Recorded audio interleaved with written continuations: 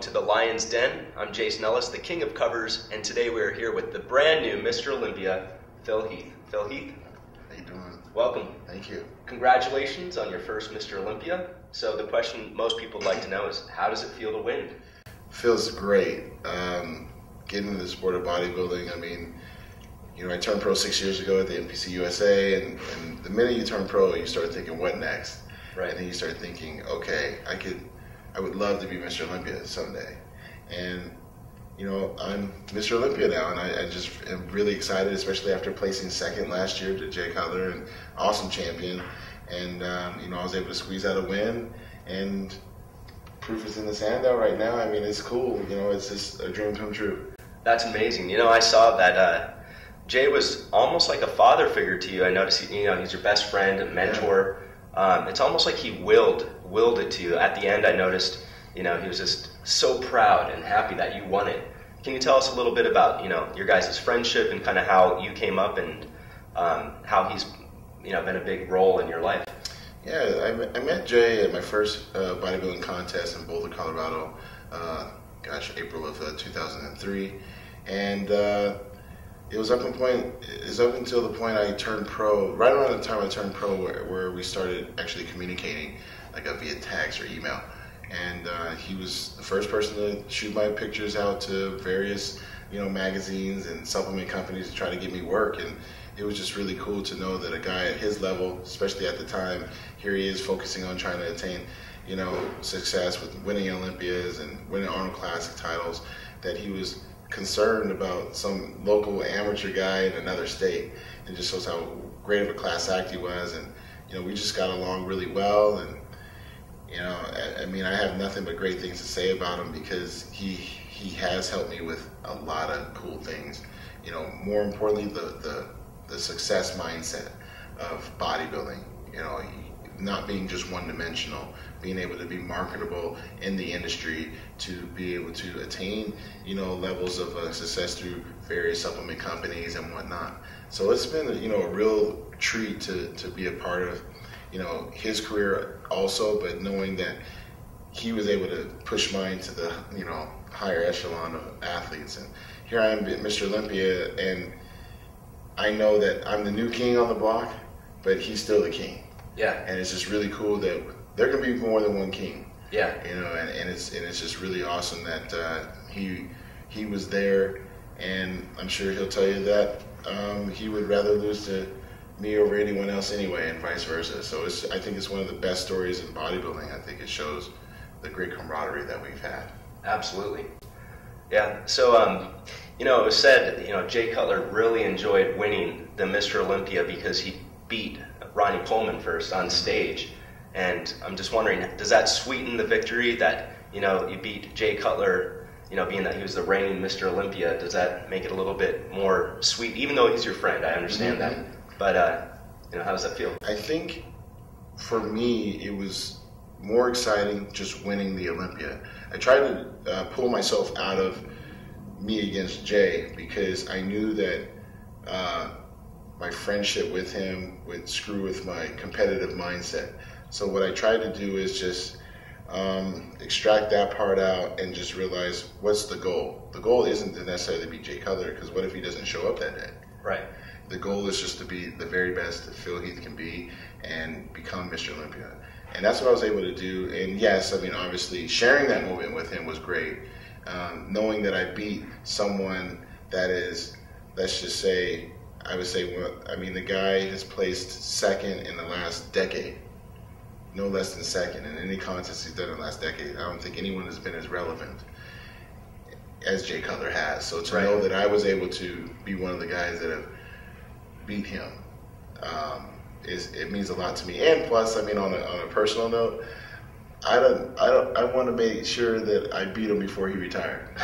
Right. Because I know that as friends, we'd be sitting in a chair like this, and right. he'd say, "Yeah, you were great, but you never beat me." Right. So at least I got him one time. Right. So I'm happy about that. But overall, it's been a great experience. Excellent. You know, it brings up a good point. Is, you know, how does somebody like a Jay Cutler or yourself, you know, I'm really wanting to ask you, how do you come back year after year, stay motivated through all the politics, through all the, you know, challenges that come up? how do you stay mentally tough and really just come back year after year until you finally win like you have? Well, realizing that you may lose a few battles, but it's all about winning the war, right? So, you know, you're going to get a few bumps and bruises, some black eyes, but you can still win the war. And that's what I kept telling myself. It's okay. You know, I placed third at my first Olympia, then came back thinking, oh yeah, I might well win this thing in '09. Jay came off of a loss and retained his title, but while I placed fifth. I thought, gosh, now I'm down and out, you know, people not calling as much and things like that. And I came back in 2010 last year and played second at the Arnold Classic and the Olympia. So I kind of redeemed myself. And it was all about just, you know, one step closer to the goal, one step closer. It doesn't matter if I play second. Everyone asked me last year, how did that feel?